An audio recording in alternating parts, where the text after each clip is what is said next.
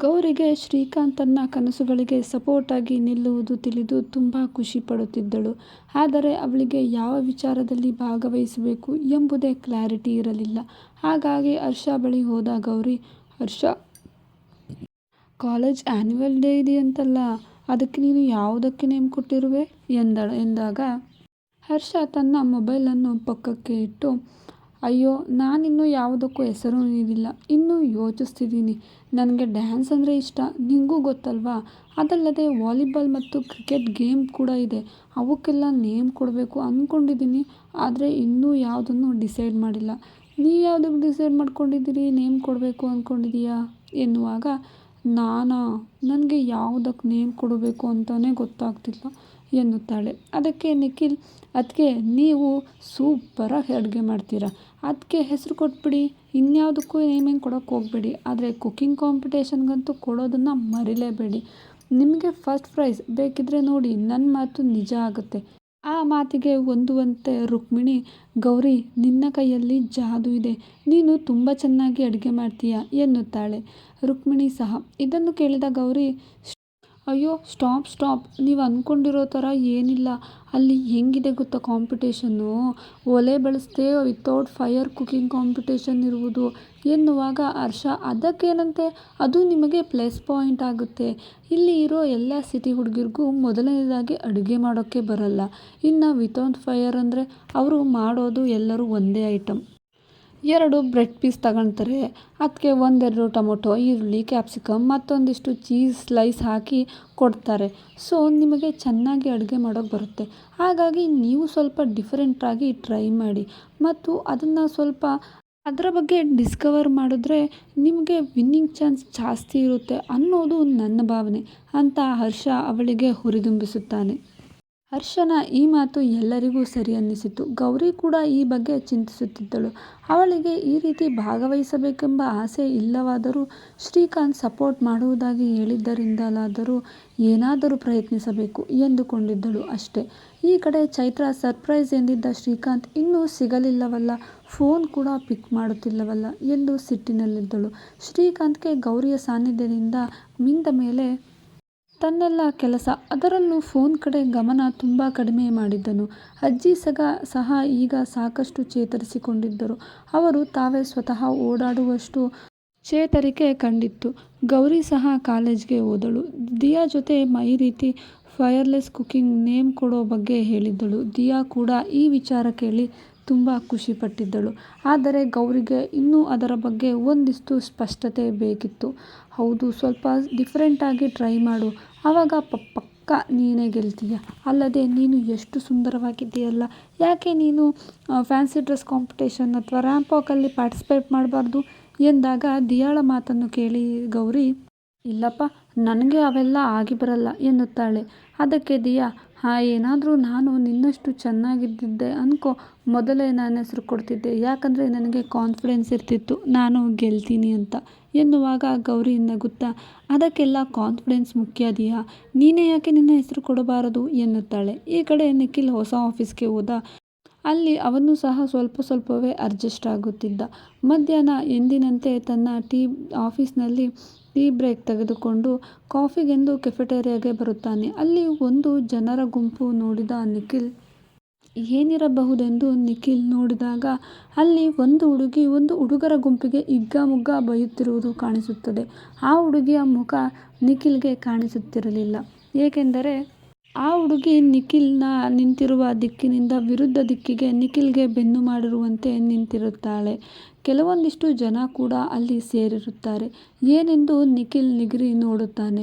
ನಿಖಿಲ್ ಆ ಹುಡುಗಿಯನ್ನು ನೋಡುವುದಕ್ಕೂ ಆ ಹುಡುಗಿ ಬೈಯುತ್ತಾ ತನ್ನ ಬೆರಳುಗಳಲ್ಲಿ ಕೂದಲನ್ನು ಕಿವಿಯ ಹಿಂಭಾಗಕ್ಕೆ ಸರಿಸುವುದು ಒಂದಾಗುತ್ತದೆ. ಹುಡುಗಿ ನೋಡಲು ಸೂಪರ್ ಡೂಪರ್ ಆಗಿದ್ದಂತೂ ನಿಜ. ಆದರೆ ಹುಡುಗಿಯ ಬಾಯಲ್ಲಿ ಬರುತ್ತಿದ್ದಂತೂ ಒಂದೊಂದು ಪದಗಳು ಸಂಸ್ಕೃತಕ್ಕೆ ಟಾಂಗ್ ಕೊಡುವಂತಿತ್ತು. ಈ ಹುಡುಗರು ಈ ಹುಡುಗಿಯ ಮಾತು ಕೇಳಿಸಿಕೊಳ್ಳಲೂ ಆಗದೆ, ಈ ಹುಡುಗಿಯನ್ನು ಯಾಕಾದರೂ ರೇಗಿಸಿದ್ವಪ್ಪ, ನೋಡೋಕೆ ಇಷ್ಟು ಸುಂದರವಾಗಿ ಮಾಡ್ರನ್ ಆಗಿರೋ ಈ ಹುಡುಗಿಯ ಬಾಯಲ್ಲಿ ಎಲ್ಲ ಲೋಕಲ್ ಪದಗಳೇ ಬರ್ತಿದ್ದಾವಲ್ಲ, ಒಂದು ಪದವು ಸ್ವಚ್ಛವಾಗಿರೋ ಪದ ಅದರಲ್ಲಿ ಇರಲೇ ಇಲ್ಲ. ನಿಖಿಲ್ ಆ ಹುಡುಗಿಯ ಬಾಯಿಂದ ಕೇಳಿಸಿಕೊಂಡ ಪ್ರತಿಯೊಂದು ಮಾತುಗಳು ಬೀಪ್ ಬೀಪ್ ಬೀಪ್ ಪದಗಳೇ ಆಗಿರುತ್ತದ್ದು ತಿಳಿಯುತ್ತಿತ್ತು. ಅವನು ಯಪ್ಪ, ಹುಡುಗಿಯರು ಎಷ್ಟೆಲ್ಲ ಬೈತಾರೆ ಅಂದುಕೊಳ್ಳುತ್ತಾ, ಈಗಿನ ಕಾಲದಲ್ಲಿ ಹುಡುಗಿಯರು ನೋಡೋಕೆ ಮಾತ್ರ ಆ ಥರ ಇರ್ತಾರೆ, ಆದರೆ ಅವರು ಬೈಸ್ಕೊಳ್ಳೋದು ಇಷ್ಟು ಜನದ ಮುಂದೆ ಆ ಹುಡುಗರಿಗೆ ತಾನೇ ಯಾಕೆ ಬೇಕಿತ್ತು ಈ ಹುಡುಗಿ ಕೈಯಲ್ಲಿ ಬೈಸ್ಕೊಳ್ಳೋ ಕರ್ಮ ಎಂದುಕೊಳ್ಳುತ್ತಾ ವಾಪಸ್ ತನ್ನ ಆಫೀಸ್ ಕಡೆಗೆ ನಡೆಯುತ್ತಾನೆ. ಆಫೀಸ್ ಒಳಗೆ ಬಂದವನೇ ಆ ಹುಡುಗಿಯನ್ನು ನೆನಪಿಸಿಕೊಳ್ಳುತ್ತಾ ತನ್ನ ಕಂಪ್ಯೂಟರ್ನಲ್ಲಿ ಯಾವುದೋ ಡೇಟಾ ಚೆಕ್ ಮಾಡುತ್ತಿದ್ದಾಗ ನಿಖಿಲ್ ಕಣ್ಣುಗಳು ಎದುರಿಗೆ ಯಾರೋ ಬರುತ್ತಿದ್ದಂತೆ ಕಾಣಿಸುತ್ತಿತ್ತು. ವೈಟ್ ಮತ್ತು ಸ್ಕೈ ಬ್ಲೂ ಕಲರ್ನ ಸಲ್ವಾರ್ ಕುರ್ತಿ ಹಾಕಿ ಬರುತ್ತಿದ್ದುದನ್ನು ಅವನು ಗಮನಿಸಿದ. ಅದು ಬೇರೆ ಯಾರೂ ಅಲ್ಲ, ಅದೇ ಜಗಳವಾಡುತ್ತಿದ್ದ ಆ ಹುಡುಗಿ. ಆ ಹುಡುಗಿಯನ್ನು ನೋಡಿದ ತಕ್ಷಣವೇ ತನ್ನ ಕಣ್ಣುಗಳನ್ನು ಆ ಹುಡುಗಿಯ ಮೇಲಿಂದ ಮಾನಿಟರ್ ಮೇಲೆ ಹರಿಸಿದ. ಯಾಕೆ ಬೇಕಪ್ಪ ಆ ಹುಡುಗಿಯನ್ನು ನಾನು ನೋಡುವುದು, ಆ ಹುಡುಗಿ ಯಾಕೆ ನೋಡಿದೆ ಎನ್ನುವುದು, ಎಲ್ಲ ಸೇರಿ ಒಟ್ಟಾಗಿ ನನ್ನ ಜೊತೆ ಜಗಳವಾಡುವುದು, ನನಗೆ ಮೊದಲೇ ಬೈಯಲು ಬರುವುದಿಲ್ಲ ಎಂದು ತನ್ನ ಮನಸ್ಸಿನಲ್ಲೇ ಅನ್ನುಕೊಳ್ಳುವಷ್ಟರಲ್ಲಿ ಆ ಹುಡುಗಿ ನಿಖಿಲ್ ಸನಿಹ ಬಂದಂತೆ ಅನಿಸಿತು.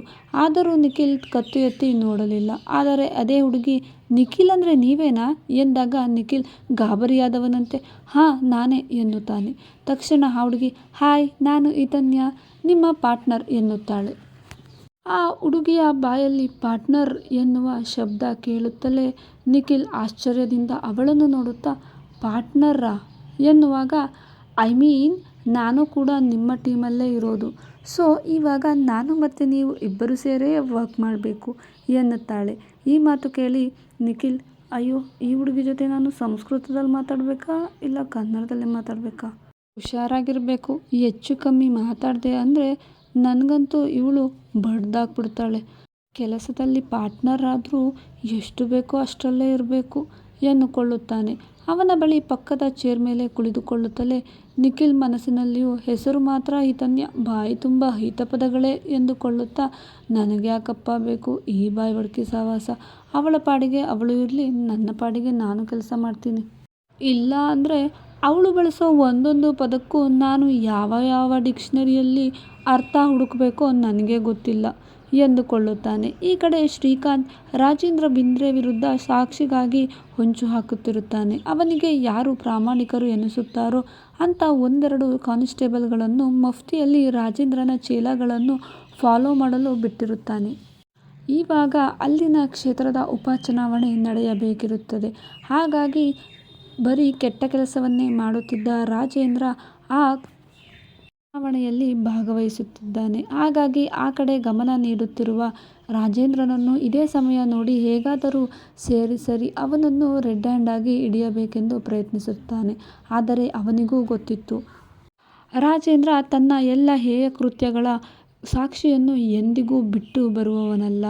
ಆದರೆ ಇವನಿಗೆ ಅವನನ್ನು ಹಿಡಿಯಬೇಕೆಂಬ ಪಣ ಅವನೇ ತೊಟ್ಟಿದ್ದನು.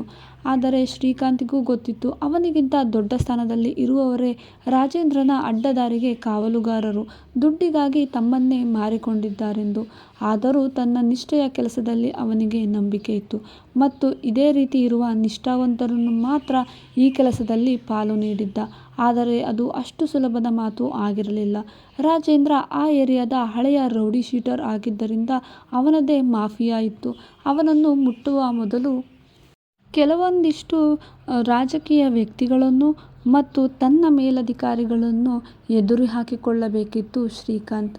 ಆದ್ದರಿಂದ ಅವನು ಗೌಪ್ಯವಾಗಿಯೇ ಈ ಆಪರೇಷನ್ ಶುರು ಮಾಡಿದ್ದ.